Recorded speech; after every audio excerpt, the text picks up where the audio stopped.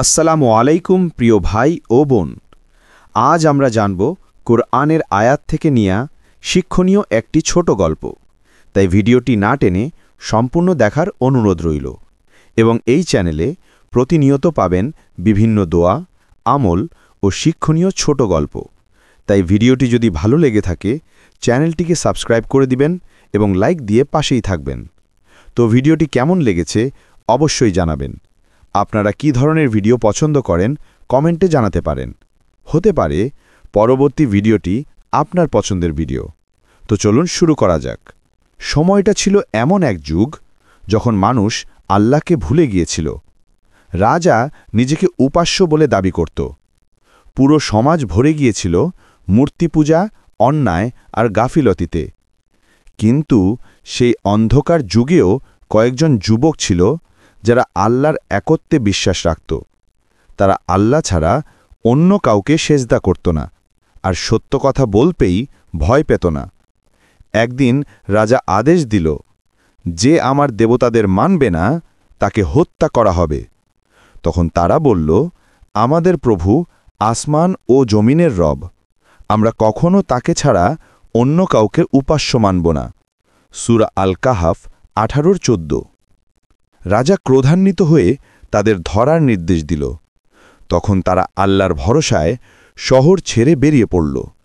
পাহাড় পেরিয়ে তারা পৌঁছাল এক গভীর গুহায় এবং সেখানে তারা হাত তুলে দোয়া করল, হে আমাদের প্রভু, আমাদের জন্য তোমার রহমত দান করো আর আমাদের কাজকে সঠিকভাবে পরিচালিত করো।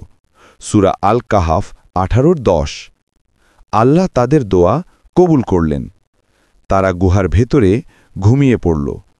একদিন, 2 দিন নয়, 300 বছর এবং আরও 9 বছর কেটে গেল। তাদের দেহ অক্ষত রইল। সূর্যের আলো এমনভাবে গুহায় ঢুকত যাতে তাদের শরীর কখনো পচে না যায়। তাদের পাশ ফিরিয়ে দেওয়া হতো যেন রক্ত চলাচল বন্ধ না হয়। আর বাইরে তাদের পাহারা দিচ্ছিল এক কুকুর, যে গুহার প্রবেশমুখে হাত পা মেলে ঘুমিয়েছিল। শতাব্দীর পর শতাব্দী কেটে যাওয়ার পর যখন আল্লাহ তাদের জাগিয়ে তুললেন, তারা একে অপরকে জিজ্ঞাসা করল, আমরা কতক্ষণ ঘুমিয়েছিলাম? কেউ বলল, 1 দিন বা আধা দিন। তখন তারা শহরে খাবার আনার জন্য একজনকে পাঠাল। কিন্তু যখন সে শহরে পৌঁছাল, দেখল সবকিছু বদলে গেছে। মানুষ এখন আল্লাহর একত্বে বিশ্বাসী। রাজা পরিবর্তিত হয়েছে, সমাজ বদলে গেছে। আর তার হাতে থাকা পুরনো মুদ্রা দেখে মানুষ বলল, তুমি তো বহু শতাব্দী আগের যুগের মানুষ। এইভাবে আল্লাহ মানুষকে দেখিয়ে দিলেন, মৃতদের আবার জীবিত করা তার জন্য মোটেও কঠিন নয়। গুহাবাসীদের এই ঘটনা ছিল আল্লাহর এক অলৌকিক নিদর্শন। আল্লাহ কোরআনে বলেন, তুমি কি ভাবো গুহাবাসীদের ঘটনা আমার নিদর্শন সমূহের মধ্যে একটি ক্ষুদ্র ব্যাপার? সূরা আল কাহাফ 18-9। এই গল্প আমাদের শেখায় যে আল্লাহর ওপর ভরসা রাখে, আল্লাহ তাকে এমনভাবে রক্ষা করেন যা মানুষের বোধের বাইরে। ঈমান যদি অটল থাকে, আল্লাহর রহমত অবধারিত।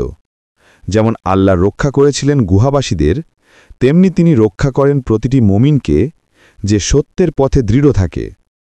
শেষ বার্তা, যদি তোমার ঈমান দৃঢ় হয় তবে আল্লাহর সাহায্য আসবেই, যেমনটা এসেছিল গুহাবাসীদের জন্য।